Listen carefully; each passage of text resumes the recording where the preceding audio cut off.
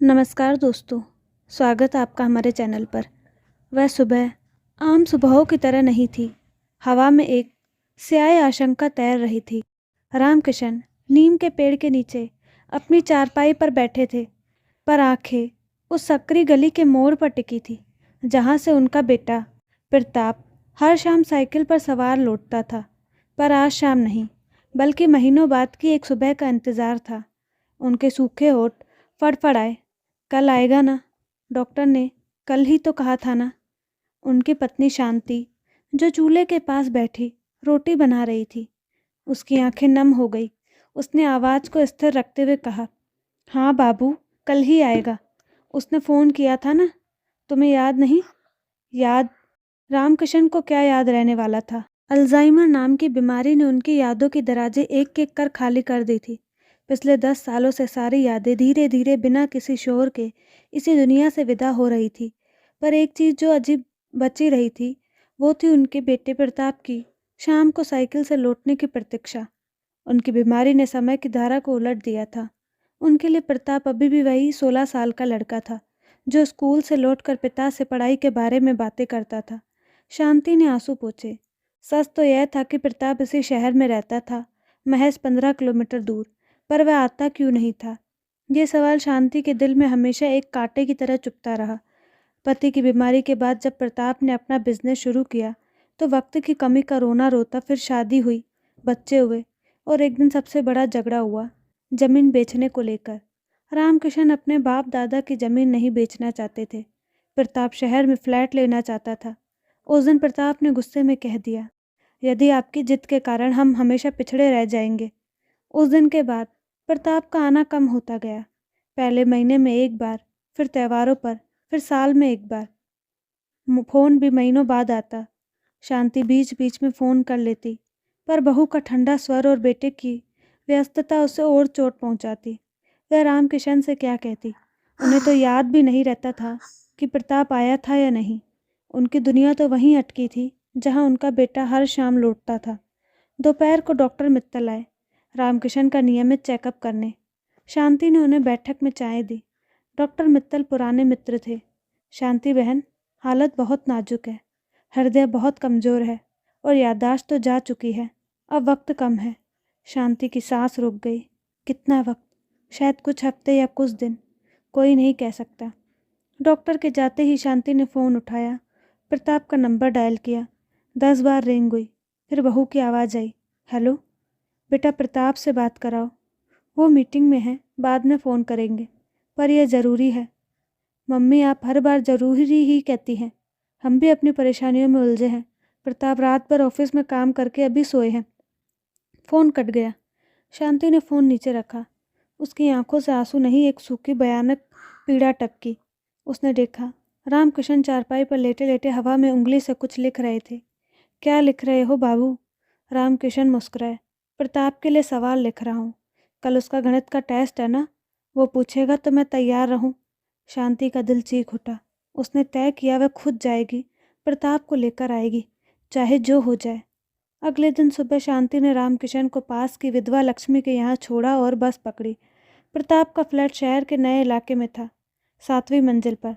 दरवाज़ा खोलते ही बहू नीतू का चेहरा एकदम बदल गया। अरे आप, बिना बताए अंदर आइए। शांति अंदर गई। घर चमकदार आधुनिक था, पर उसमें एक ठंडक थी। प्रताप लिविंग रूम में लैपटॉप पर काम कर रहा था। उसे देखकर वह उठा। माँ, क्या हुआ, सब ठीक तो है? शांति बैठ गई। नहीं बेटा, सब ठीक नहीं है। तुम्हारे पिता तुम्हें याद कर रहे हैं। प्रताप का चेहरा बोझिल हो गया। माँ, आप जानती है कि मैं कितना व्यस्त हूँ। अगले हफ्ते आता हूँ। अगले हफ्ते नहीं, आज, अभी। डॉक्टर कहते हैं उनके पास वक्त कम है। नीतू ने कहा। सासू माँ, प्रताप की प्रोजेक्ट डेडलाइन है, हम शनिवार को चले आएंगे। शांति ने अपने बेटे की ओर देखा। वही चेहरा जो अपनी माँ को अपनी जिंदगी समझता था, आज वह चेहरा एकदम अजनबी लग रहा था। प्रताप, तुम्हारे बाबू तुम्हारा हर शाम का इंतज़ार करते हैं। उन्हें याद नहीं रहता कि तुम बड़े हो गए हो। वे सोचते हैं तुम स्कूल से लौटोगे। अगर तुम नहीं आए तो उनकी आवाज़ भर्रा गई, तो शायद तुम्हें देखने का उनका आखिरी मौका है। प्रताप ने आंखें नीची कर ली। नीतू ने कहा, ऐसा करते हैं, कल सुबह हम। नहीं, शांति का स्वर पहली बार तल्ख हुआ। तुम्हारे पिता ने तुम्हें पाला पढ़ाया, अपनी ज़िंदगी की सारी ख्वाहिशें तुम पर कुर्बान कर दी। आज उनकी एक ही ख्वाहिश है तुम्हें देखना, और तुम हो कि उसके लिए भी कल ढूंढ रहे हो। प्रताप ने लैपटॉप बंद किया। ठीक है माँ, चलते हैं। कार में सफ़र खामोशी से गुजरा। प्रताप के मन में उलझन थी, गुस्सा था अपने पर, हालात पर। पिता से मोहब्बत तो थी, पर बीमारी ने उन रिश्तों को धुंधला कर दिया था जिन पर प्यार टिका होता था। वह जानता था कि पिता उसे पहचानते भी नहीं होंगे। घर पहुँचे तो लक्ष्मी बुआ ने रामकिशन को चारपाई पर बिठा रखा था। उन्होंने प्रताप को देखा। उनकी आंखों में एक क्षण के लिए चमक आई, फिर लुप्त हो गई।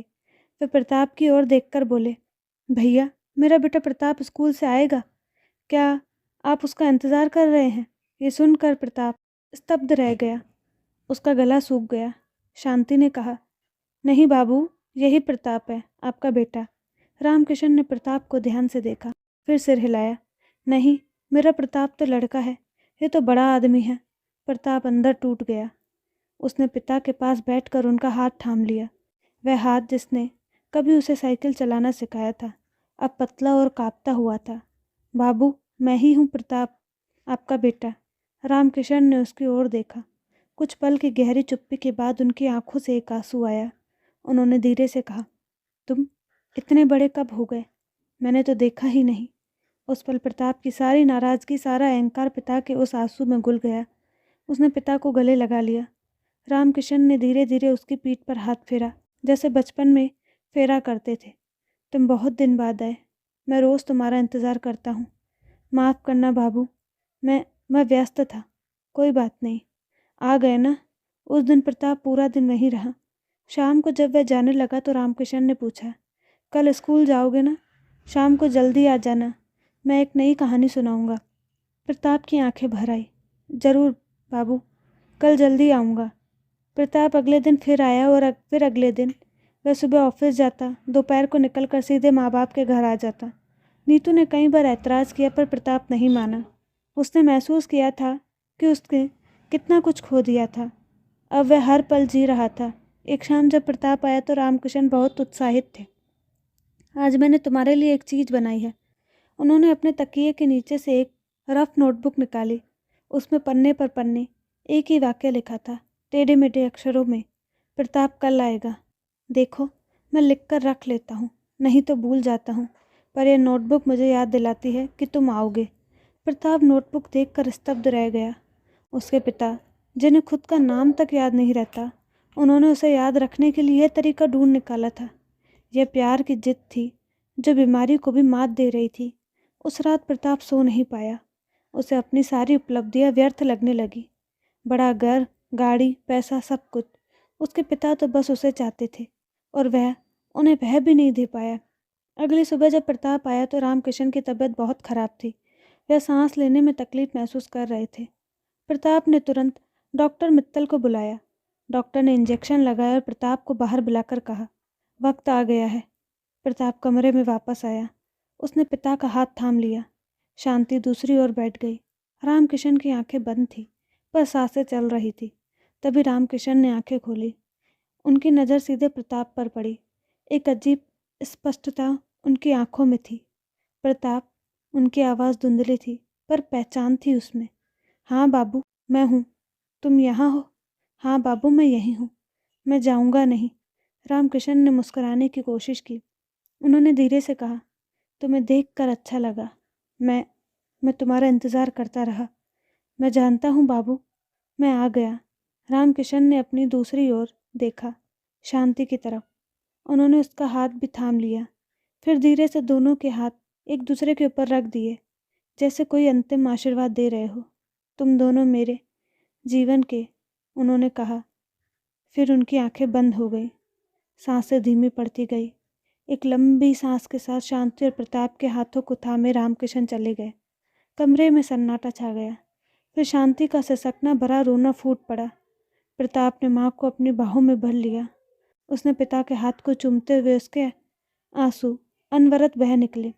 वह आंसू विषाद के थे, पश्चाताप के थे, और उस प्यार के लिए थे जो आखिरी सांस तक अड़िग रहा। अंतिम संस्कार के बाद जब प्रताप घर लौटा तो उसने वह रफ नोटबुक देखी जो पिता के तकिए के नीचे थी। उसके पन्ने पलटे। आखिरी पन्ने पर बहुत कमज़ोर लिखावट में लिखा था, आज प्रताप आया, वो मेरे पास बैठा, मैं खुश हूँ। प्रताप नोटबुक को छाती से लगाकर फूट फूट कर रो पड़ा। उसे एहसास हुआ कि पिता ने आखिरी पलों में उसे पहचान लिया था। उनकी याददाश्त लौट आई थी, शायद प्यार की ताकत से। आज प्रताप अपने परिवार के साथ माँ के घर आया है। उसने फैसला किया कि वह हर शाम यहाँ आएगा। वह नीतू और बच्चों को लेकर आएगा, क्योंकि अब उसे पता चल गया था कि ज़िंदगी की सबसे बड़ी दौड़ दफ्तर या बैंक बैलेंस के लिए नहीं, बल्कि उन हाथों को थामने के लिए है जो एक दिन गायब हो जाएंगे। और सबसे बड़ा दर्द ये नहीं होता कि कोई चला जाए, बल्कि ये है कि जाते जाते भी वह उस प्यार को याद रखे जिसे हम भूल गए थे। उस रफ नोटबुक को प्रताप ने अपने ऑफिस टेबल पर रख लिया। उसके पहले पन्ने पर उसने लिखा, कल शाम माँ के पास जाना है और हमेशा याद रखना कि कल कभी नहीं आता, आज ही वह दिन है।